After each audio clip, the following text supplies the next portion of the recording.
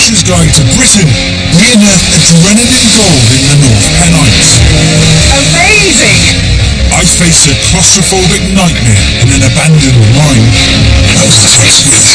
I discover one of England's longest waterfalls. Just this wall of sand hits you. And together we face the full force of the River Tees.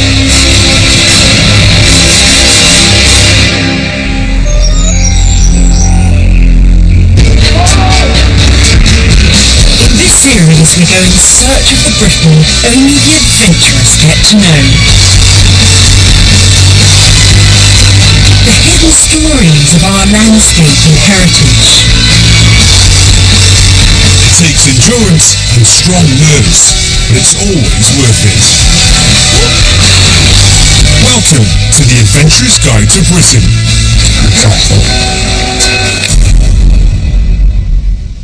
The North Pennines is one of Britain's least visited beauty spots, but its geology makes for some truly spectacular waterfalls.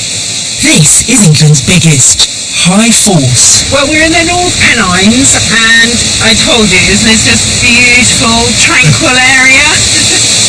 And this is all incredible waterfall country. I want to go up to Cauldron Snout, which apparently got some amazingly rare plants, and then we are going to head down together here to Low Force and check out the rapids. Yes. Is that what we're doing, the whitewater survival? Yeah, it's sort of whitewater How to rafting survive. without the raft. Really? Yeah, That yeah. sounds And then you're going to go and do some crazy stuff somewhere else. Yeah, so this whole area was huge for mining 200 years ago. So I'm heading up towards Elsinore, Right. and I'm going underground. Basically around where it says danger area, danger area, danger area, danger area. But you know, this is about being adventurous, isn't it?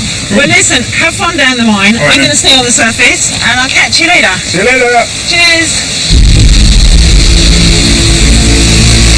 This is really spectacular. The amazing thing about this whole region is that everything it is today was shaped by a violent volcanic event 300 million years ago, when a bubble of liquid rock was forced up from the bowels of the earth. It actually never reached the surface, it just kind of got squished in the rocks and spread out, and in fact it spreads. It's called the windsill, wind meaning hard, and actually it spreads, it goes right up north as far as Hadrian's Wall. The 90-metre thick windsill is too tough for the River Tees to cut through, so instead it cascades and plunges in a series of waterfalls that stretches for 8 miles. The most famous is this High Force. But I'm heading upstream on foot to check out a waterfall that's even more impressive. Waterfalls aren't the only thing the volcanoes left behind. The heat trapped valuable minerals in the rocks, and in the 18th and 19th centuries this whole area was alive with prospectors, mining for a material essential for building cities and arming troops: lead. You can see little passageways. There's one right at the top of the hill there. One of about 500 there are around here, and about 20 miles of mines. The mine I'm exploring today closed in 1873 after a century of working. Mines like these are incredibly dangerous, so it's always wise to team up with a knowledgeable guide, and Alistair Myers is one of the best. I believe you're coming underground with us today. I'd love to. Wait, is that the entrance? It is indeed. The hole with all the water coming out of it? Just a little bit of water today. That's fantastic. Nothing too much. Shouldn't be over your welly tops today with a bit of luck. With a bit of luck indeed. Alright. Our point of entry is an old drainage tunnel into the mine. Oh, wicked. And in we go. Just nice and steady. What strikes me is how long has it taken them just to kind of do the entrance, the harder stuff, is way down there. How far? I have no idea. Inch by inch, the mine is shored up the tunnel entrance with locally quarried sandstone. which was much easier to shape than the hard limestone waste from the mine. We're only 5 minutes into the tunnel, and it's already getting colder and scarier with every step. Watch your head.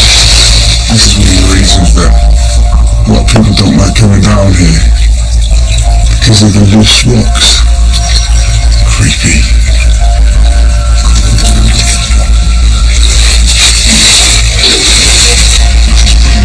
50 meters later, we finally hit the bedrock. Here, the miners dug tunnels in different directions, searching for those cracks in the rock where lead ore would be found. At one point in time, it would have been possible to go from this valley to the next and the next again, a distance of about 5.5 miles without ever even breaking the surface. No. Where did you come out? You'd come out in Northumberland. We're in Cumbria now, so you'd actually go into a different county. That is so cool. Now that I'm in the heart of the mine, the overwhelming feeling is just how difficult life must have been for the miners. They basically used to mine 2 feet a day, just 2 feet, that's what they do. And they'd usually be in family teams, so you might have a son holding the kind of chisel they'd have, and maybe the father, the older brother behind them, hitting it. And the reason they were working in family teams is because you needed to have that trust. One wrong move, and you'd be in deep trouble. Alistair wants to push on even deeper into the mine.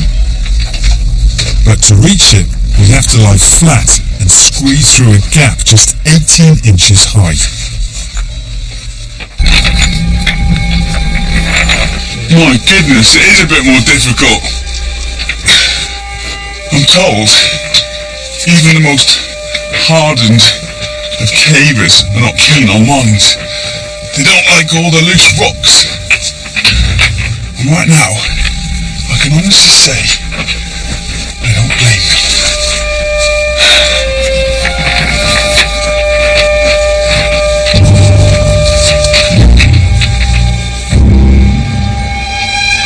I'm heading upriver in search of the most remote waterfall on the Tees. It's a hike full of record breakers. First stop, the largest juniper forest in England. They're gorgeous. They're very old, some of them about 250 years old. You see all the twisted, gnarled trunks. It's around 7 miles following the river from High Force to my goal, Cauldron Snout. So there's Main Beck coming down, which means that this is County Durham, that side's County Durham, and that's Cumbria right ahead.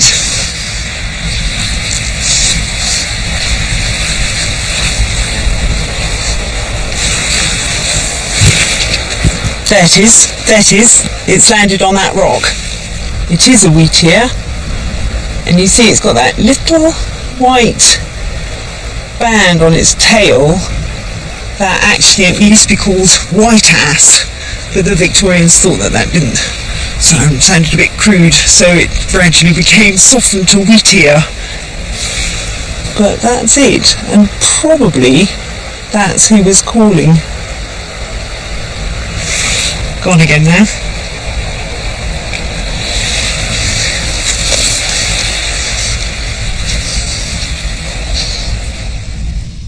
This pretty valley, cut by the river, feels like a different world from the bleak moors that surround it. It's a stunning walk packed with wildlife, especially birds, and it's easy to complete it without passing another soul. I've been on it now for about 2.5 hours, and there's still no sign of the waterfall, although according to the map, it should be right here. That's fantastic. You come around the corner and there's just this wall of sand suddenly hits you. There's the waterfall. What a sight. I don't know what it is. There's something about waterfalls. I think just the sheer power of the water and the noise. So you get this sort of visceral reaction to them. This is apparently one of the longest waterfalls in the country, just cascading down, and again you've got the hard rock, the wind sill, that it's trying to carve its way through. At 200 metres, Cauldron Snout is so long that when you're at the bottom, you can't see the top. The only way to appreciate it properly is a steep uphill scramble. This is fantastic up here. You can actually see the whole stretch now, all the way down. But I'm not done yet. The top of this amazing waterfall is the gateway to a secret garden. From a distance, the land seems bare, but look closely and discover a botanist's paradise.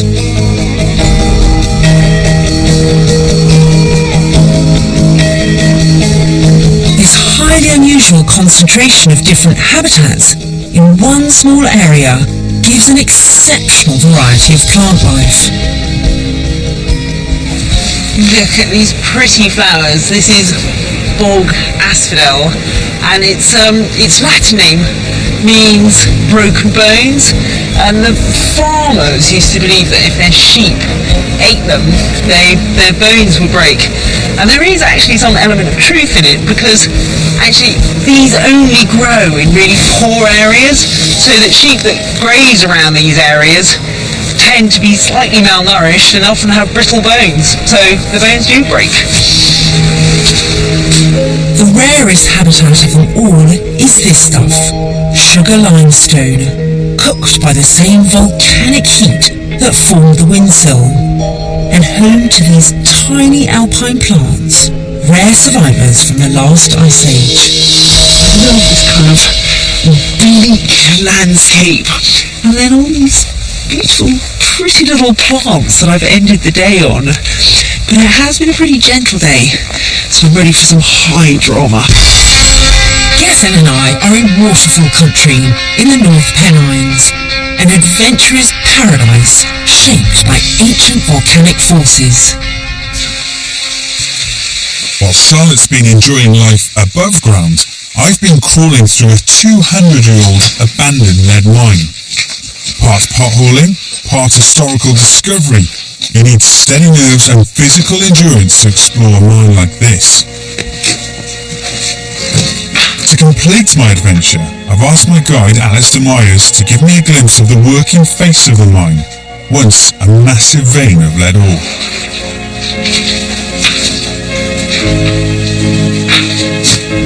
So this is it. This whole space would have been full of that mineral. All of it. And it's all been taken out by pony and worked by hand. 11,500 tons of lead was taken from this mine.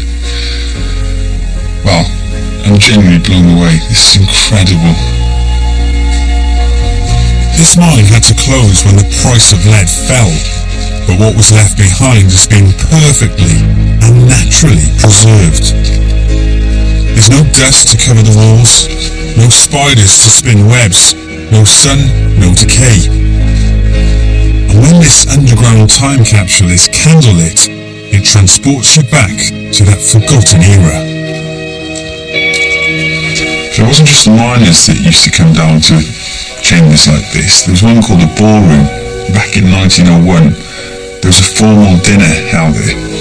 They obviously wanted to celebrate the mine. The mine is the heartbeat of the community here. I think I'd like to have gone to that party.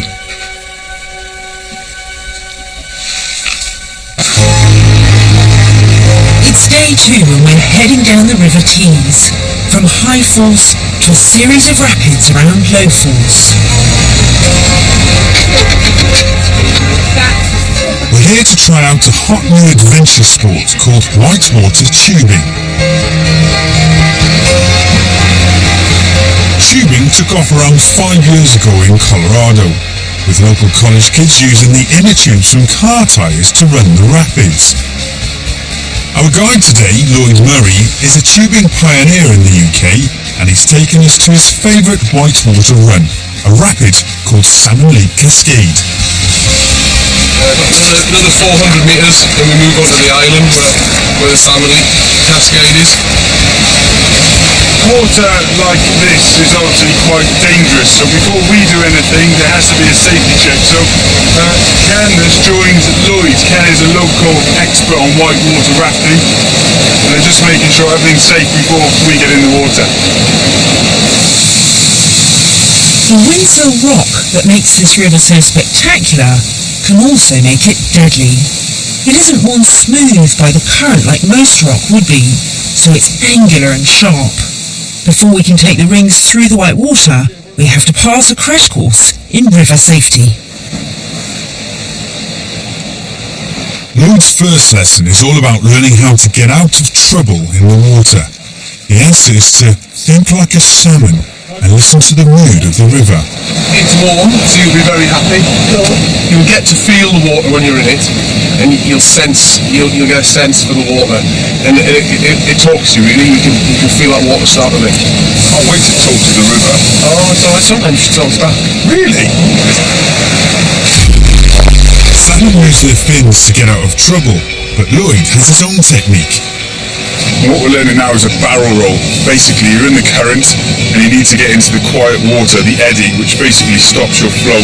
Ken, can you show us the eddy line? You can see the sort of white froth where Ken's pole is.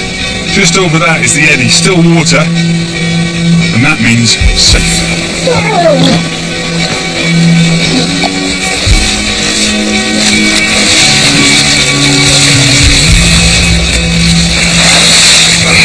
Out of trouble.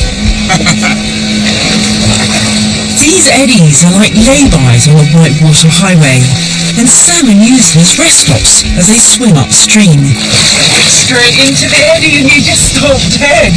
Once Lloyd's confident we can look after ourselves, it's time for our next lesson, negotiating the tricky rapids. Please just stay with it, relax, have the confidence, and hold your breath. Enjoy. The riverbed is uneven, and it's easy to catch your foot on it and then break a limb as the current slams you against the walls of the rapid.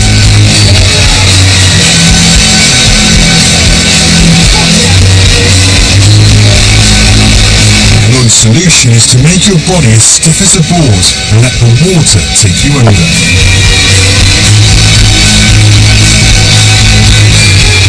First, we have to practice on the smaller rapids. Then we'll try our skills on something much bigger.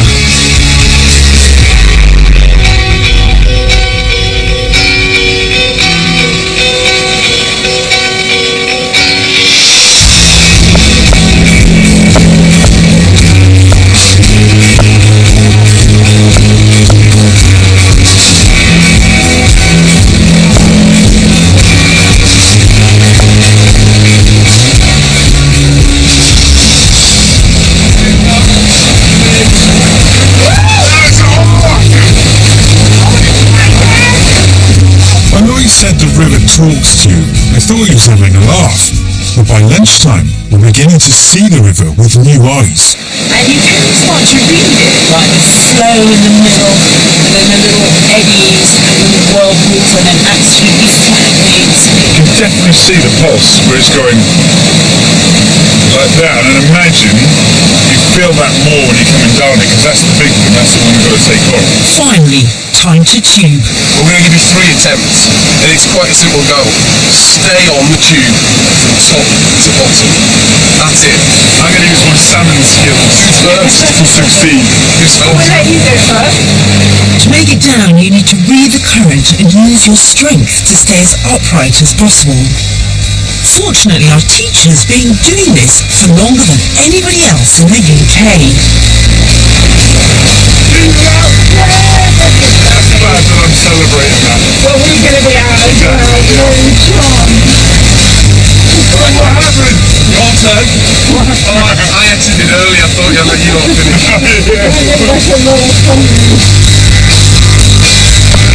My turn first. Now I love a bit of adventure sports, and this is a real challenge.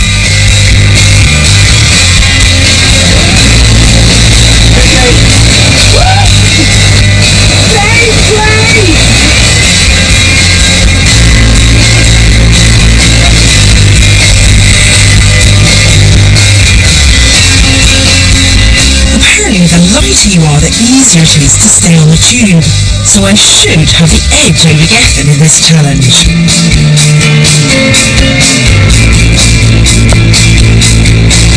I like the way she just approached it in such a ladylike manner. Right, time for take 2. Surely I can clear the first rapid this time.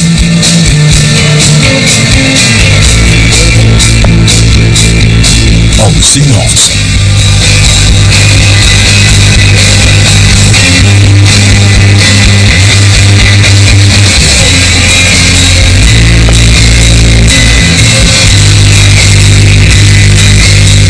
Now if you want to give tubing a try, there are other places that do it, such as the River Tay in Scotland, Whitewater Centres in Nottingham, and the River Trewedyn in North Wales.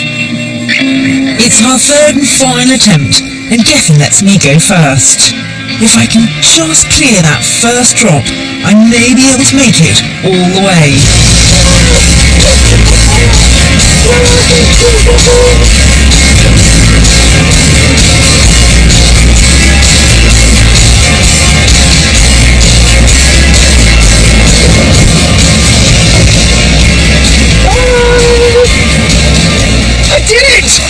Oh no, okay. Gethin's got to come down. There's absolutely no way I'm going to let Charlotte beat me. She beat me. So close!